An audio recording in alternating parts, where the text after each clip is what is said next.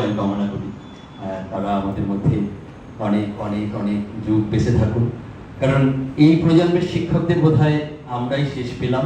ঠিক আছে, এই এত বরেণ্য মানুষদেরকে আমরা দেখতে পেরেছি এবং আমরা তাদের কাছ থেকে শিক্ষা গ্রহণ করতে পারছি। আমরা আসলে খুব সৌভাগ্য। আমরা স্যারদের দীর্ঘায়ু কামনা করে একটা হাততালি দিই। স্যারদের এখন সবাই ইয়াং, এটাই কিছু বড় কথা। আমি অত্যন্ত বিনয়ের সঙ্গে আমাদের শিক্ষক, আমরা প্রথম ক্লাস যা করেছিলাম সেই শিল্পী মোস্তাফিজুল হক স্যারকে কিছু বলার জন্য আহ্বান জানাচ্ছি। স্যারই হচ্ছেন আমাদের দীক্ষা এবং শিক্ষা শুরু করেছিলেন।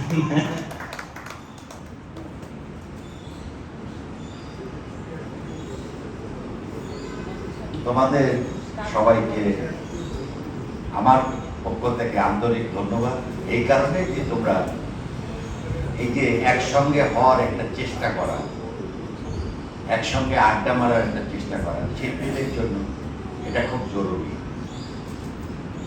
এখানে আজকে এই তোমাদের প্রদর্শনীতে চিফ গেস্ট হিসাবে নবী স্যার আছেন।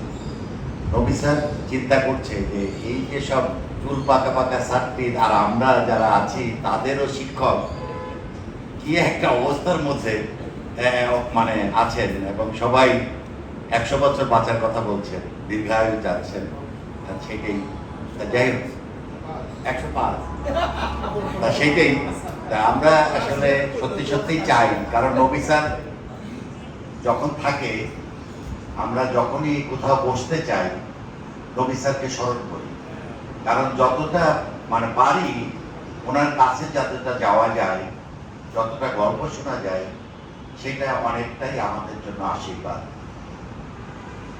তোমরা হয়তো মানে কতটা আড্ডা মারো আমি জানি না, তবে শিল্পীদের জন্য আড্ডাটা খুবই জরুরি। আমার মনে আছে যে এর আগে বোধহয় তোমরা একটা এক্সিবিশন করেছিলে, তখন আমি কোথায় ছিলাম যেন, হ্যাঁ আমি তখন খুলনা ছিলাম, তখন আমি অনলাইনে বোধহয় তোমাদের সাথে কথা বলেছিলাম। এখানে আলবি স্যার উপস্থিত আছেন, মানে আমাদের কথা হচ্ছে যে আমাদেরও টিচার, তোমাদের টিচার আমরা, আমাদের টিচারও এখানে উপস্থিত, অর্থাৎ 3 জেনারেশন এখানে আজকে উপস্থিত। আর আফজাল স্যার তো মজা করে করে কথা বলে, হ্যাঁ নানান কিছু নিয়ে এইভাবেই, কারণ ওই যে শিশু সুলভ যে চরিত্রটা রয়ে গেছে আফজাল স্যারের সরলতা, হ্যাঁ হ্যাঁ সেটা একটা বিশাল ব্যাপার। এটার জন্যই আফজাল স্যার এমনিতেই কিন্তু অনেক লম্বা সময় বাঁচতে চায়, এটা সবসময় আফজাল স্যারের একটা চাওয়া। 300 বছর অর্থাৎ আফজাল কিন্তু অনেক ও সবসময় বলতো যে এত তাড়াতাড়ি যাওয়া যাবে না, মানে ও জীবনকে উপভোগ করে যেতে চায়। দেখ শিশির স্যার এখানে আছে, অর্থাৎ আমরা 3 জন যারা ফার্স্ট ইয়ারের আমাদের ক্লাস নিতাম। আমার মনে আছে আমি 95-তে এসে জয়েন করি, সবাই তখন 95-তে, কিন্তু তার আগের থেকে ওনারা আফজাল স্যার আর শিশির স্যার ফ্রি সার্ভিস দিয়েছে অনেকদিন, ফ্রি সার্ভিস দিয়ে তারপরে 95-তে একসঙ্গে আমরা জয়েন করেছি। এবং আমরা যেহেতু তখন নতুন, আফজাল আর আমি দুজনে জাপান থেকে এসেছি, তোমাদের সাথে মজা করে যে নাম্বারগুলো দিতাম কত দেওয়া যায়, হ্যাঁ সেটা হলো নিজু মানে 20, সানজু 30, অর্থাৎ এই যে জাপানি কথা বলতাম, তার কারণ হলো চর্চাটা রাখার জন্য।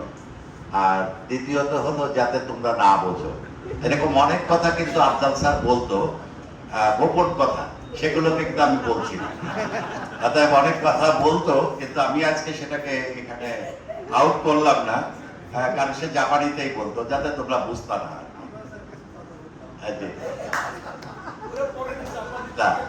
তবে আজকের দিনে যদি হতো তাহলে সঙ্গে সঙ্গে ছেলে মেয়েরা ক্যালকুলেটর দিয়ে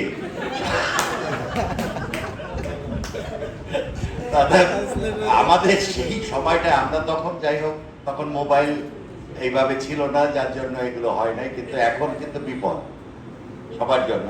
মানে তোমরা যারা শিক্ষকতা করছো এখানে ভালো লাগে এই যে যারা আমাদের ছাত্র ছিল তারাই এখন অনেকেই শিক্ষক। অতএব যখন শিক্ষকের গর্ব তখনই যখন শিক্ষককে অতিক্রম করে ছাত্ররা চলে যায়। এইটাই হলো কি শিক্ষকের সার্থকতা। অতএব আমরা শিল্পীরা সবসময় বলি যে আমরা আসলে অনেক বড় মনের, এবং সত্যি সত্যি সেই বড় মনের হতে হবে। আমরা যদি এক একজনকে দেখি, শিল্পাচার্য জয়লা আবেদিনকে রুচির কথা বলে গেছে, তাই না? আমার কথা হচ্ছে যে সবসময় আমাদের নবী স্যারকে আমরা যদি অন্যভাবে দেখি, নবী স্যার যে দায়িত্বটা পালন করে গেছেন, এটা কিন্তু সব শিল্পীরা এটা চিন্তাও করে না। সেটা হলো যে টোকাই দিয়ে উনি সমাজের অনেক কথা বলে গেছেন। শিশির স্যার তার কার্টুন দিয়ে অনেক কথা বলে গেছেন।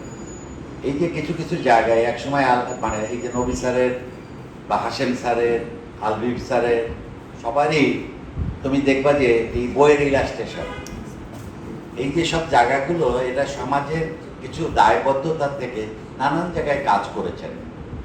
অর্থাৎ এইটা কিন্তু তোমাদের শিল্পীর পাশাপাশি সামাজিক একটা দায়বদ্ধতা আছে। সেটা নিয়েও এই সমাজকে পরিবর্তন করতে গেলে শিল্পীরাই কিন্তু স্বপ্ন দেখতে পারে, শিল্পীরাও স্বপ্নের মতো ছবি আঁকতে পারে। শিল্পীদের এইটাই একটা বড় সুযোগ যে শিল্পীরা নূতন নূতন ক্রিয়েটিভ চিন্তা করে এই হয়তোবা এই সমাজের পরিবর্তন আনতে চায়, চেষ্টা করে। চেষ্টা তো করতে হবে, তারপরে কি হলো না হলো সেটা ভিন্ন কথা। কিন্তু আমরা শিল্পীরা সবসময় আমরা মনে করি যে আমরা এই শিল্পী বলেই আমাদের মনটা একটু ভিন্ন রকম। আমরা নেতিবাচক কর্মকাণ্ডের থেকে বিরত থাকি, সত্যের পথে থাকি, ন্যায়ের পথে থাকি, এবং সমাজের এই যে জিনিস আমরা যা দেখছি এখন দিনে দিনে, এই জায়গার থেকে আমাদেরকে এদেরকে বেরিয়ে নিয়ে আসতে হবে। মানে না বেরোলে এই যে এক পরবর্তী প্রজন্ম, তোমাদের সন্তানেরা, ওদের জন্য আমরা একটা অন্ধকার জগৎ দিয়ে যাব।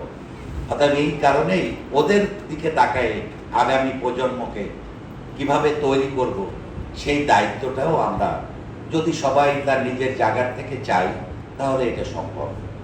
তোমাদের সত্যি আর বেশি কথা না বলে, মজার সিরিয়াস কথা না বলে যেটা বলি সেটা হলো, তোমরা সবাই ভালো থেকো, তোমরা একত্রে থেকো, সুন্দর থেকো, সবার জন্য শুভকামনা। তোমাদের প্রদর্শনী সাকসেসফুল হোক, এইটাই কামনা করি। ধন্যবাদ। ধন্যবাদ স্যারকে। স্যার আমাদের যে আশীর্বাদ দিলেন, পথ চলতে হবে, আমাদের আরো সমবেত হতে হবে।